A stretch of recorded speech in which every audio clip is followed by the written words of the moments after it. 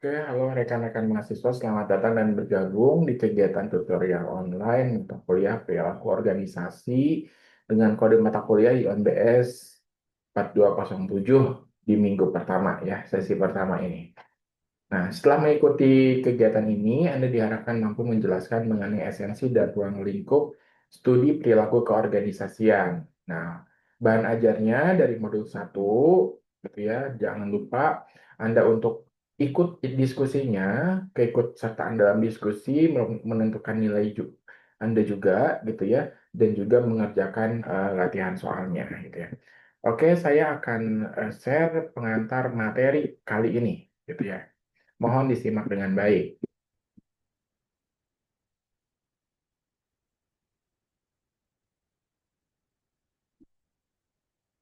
Oke, esen materi pertama yaitu esensi dan ruang lingkup studi keorganisasian, gitu ya. Di mana eh, antara manusia, organisasi dan manajemen itu manusia merupakan pemeran sentral dalam suatu organisasi di mana merupakan subjek dan yang berperan di organisasi tersebut. Nah, organisasi ini merupakan alat bantu yang diciptakan membantu manusia memenuhi dan keinginan memenuhi dan mencapai keinginan juga kebutuhan si manusia. Nah, kalau manajemennya ini untuk memenuhi kebutuhan dan kesuksesan dari tujuan organisasi itu sendiri. Ini macam-macam definisi organisasi nanti bisa kalian baca gitu ya. Ada yang menurut Stephen Robin, Richard, menurut eh, Charles Niaska, menurut David Charrington. Nah, yang terkenal biasanya dari Stephen Robin ini. Gitu ya, nanti bisa kalian baca. Gitu ya. Di mana organisasi itu merupakan unit sosial yang sengaja didirikan untuk jangka waktu yang relatif lama dengan anggota 2 orang atau lebih yang bekerja bersama-sama dan berkoordinasi, memiliki pola kerja tertentu yang terstruktur, didirikan untuk mencapai tujuan bersama atau tujuan yang telah ditentukan. Nah, itu definisi organisasi menurut Stephen, gitu ya. Nanti sisanya bisa kalian baca. Karakteristiknya, organisasi mempunyai 5 karakteristik. Yang pertama itu unit atau entitasnya sosial, gitu sifatnya. Yang kedua, beranggotakan minimal 2 orang. Yang ketiga, pola kerjanya terstruktur. Yang keempat, ada tujuan yang ingin dicapai. Dan yang kelima, ada identitasnya atau mempunyai identitas. Nah, secara dimensional, gitu ya, organisasi terbagi dua, ada dimensi struktural, ada juga kontekstualnya. Kalau secara struktural, ada formalisasi organisasi, gitu ya, jadi didirikan secara formal. Terus ada spesialisasinya, ini organisasi apa, gitu ya. Ada standarisasi kerja, jadi mereka mempunyai standar dalam organisasi, standar pekerjaannya. Jelas ada hierarkinya, ada kompleksitas organisasi, terus tersentralisasi yaitu ke atas gitu ya biasanya di ketua, ada profesionalisme dalam bekerja dan juga rasio personel mengisi jabatan-jabatan di organisasi tersebut. Itu dimensi secara struktural.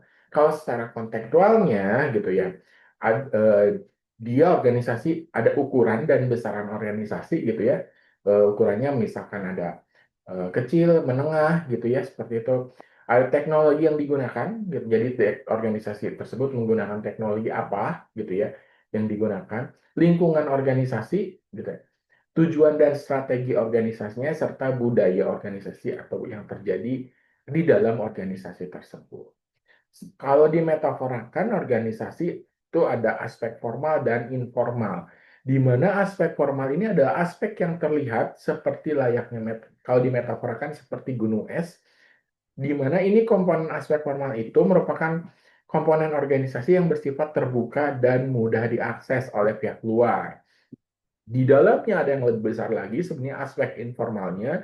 Ini adalah komponen yang tersembunyi di organisasi, gitu ya, afektif dan berorientasi sosial dan psikologikal serta berkaitan dengan aspek keperilakuan. Gitu ya, ini metafora organisasi seperti layaknya gunung es. Jenis-jenisnya dibedakan menjadi dua. Ada berorientasi ekonomi, biasanya disebut sebagai organisasi berorientasi laba atau profit oriented, gitu ya. Ada juga yang tidak berorientasi ekonomi. Biasanya ini yang non nirlaba atau non profit oriented gitu ya. Terus perannya bagaimana untuk kehidupan manusia gitu ya? Ada di sini bagaimana organisasi menciptakan nilai tambah gitu ya.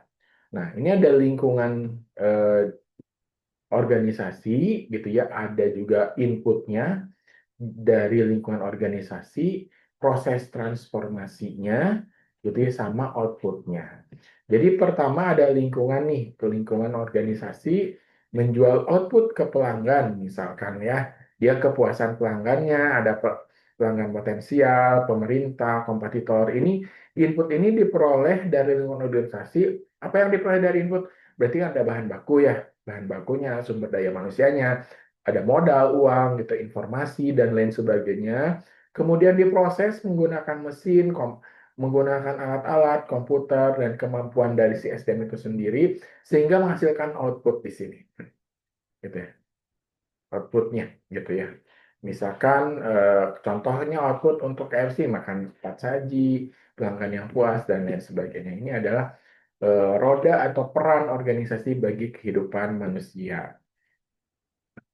Peranan ada di manajemen organisasi itu ada manajernya dalam organisasi gitu ya. Jadi ada komposisi-komposisi dalam organisasi di mana yang paling banyak ini adalah staff atau karyawan, ada manajernya, ada stakeholdernya gitu ya seperti piramida. Peran manajer ini bagaimana gitu ya? Manajer di sini adalah pengelolanya gitu ya dalam organisasi gitu ya. Status dan otoritas seorang manajer, dia ada peran interpersonal sebagai ketokohan, pemimpin di organisasi dan juga penghubung ya organisasi dengan pihak luar maupun dengan pihak dalamnya. Ada juga peran sebagai informasional, dia yang memonitor, mendesiminator dan sebagai juru bicara dari organisasi tersebut. Nah, yang ketiga, peran dia sebagai decisional, yaitu sebagai entrepreneur gitu yang mengelola jalannya organisasi, penyelesaian masalah, dia juga yang dan dia yang mengalokasikan sumber daya, termasuk dia sebagai negosiator gitu ya. Keterampilan apa yang harus dimiliki gitu ya secara manajerialnya, berarti keterampilan secara teknis ini adalah kemampuan untuk mengaplikasikan ilmu pengetahuan dimiliki, khususnya yang sangat khusus. Atau spesialis gitu ya. Jadi ada keterampilan teknis, ada juga keterampilan hubungan antar manusia. Nah, ini kemampuan dia untuk kerjasama, memahami, memotivasi orang lain gitu ya, yang dimiliki seorang manajer. Yang ketiga, sebagai keterampilan konseptual, ini mempunyai kesiapan dan kemampuan mental untuk menganalisis, mendiagnosis masalah-masalah yang bersifat kompleks. Ya, jadi keterampilan teknis, keterampilan hubungan antar manusia, dan keterampilan konseptual. Nah, tadi tentang organisasi. Nah, apa itu perilaku keorganisasian sesuai dengan mata kuliah ini? Nah, perilaku keorganisasian adalah bidang studi yang menginvestigasi individu, kelompok, dan struktur organisasi dan dampaknya terhadap perilaku di dalam organisasi dengan harapan bahwa dengan menerapkan pengetahuan tersebut, efektivitas organisasi dapat ditingkatkan. Jadi tujuannya itu ya untuk efektivitas organisasi seperti itu. Nah, jadi eh, tujuan mempelajari perilaku keorganisasian gitu ya. Ini kita harus tahu, pertama mendeskripsikan perilaku manusia agar kita bisa mengenali, mendiagnosis dan menjelaskan kejadian-kejadian yang secara teratur dan predictable terjadi dalam sebuah organisasi. Yang kedua, menjelaskan dan memprediksi perilaku manusia.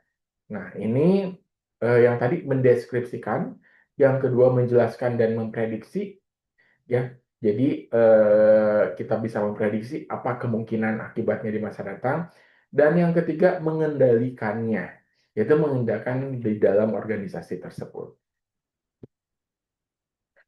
Kalau dianalisis di studi perilaku keorganisasian, maka ini ada lingkungan eksternal yang luar, di dalamnya berarti internal ini ya. Nah, di dalam internal tersendiri ada individu yang memang nanti ada kelompok dan ini adalah organisasi gitu ya. Jadi perilaku yang dianalisis dari individu, kelompoknya, dan organisasi tersebut. Bagaimana dengan disiplin ilmu lain, kontribusinya terhadap perilaku keorganisasian? Oke.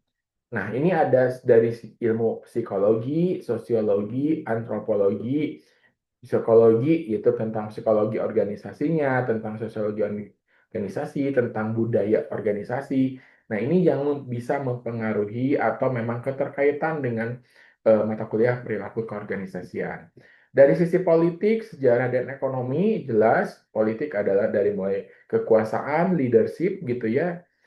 Ini ada di sini. Dari sejarah ini tentang organisasi, tentang manajemen dan lain sebagainya. Sedangkan ekonomi ini terkait decision keputusan produk dan pengelolaannya, gitu ya seperti itu. Itu saja untuk pengantar materi kali ini di minggu pertama. Jangan lupa untuk kalian mengerjakan diskusi gitu ya dan juga tugasnya. Sampai jumpa di sesi berikutnya.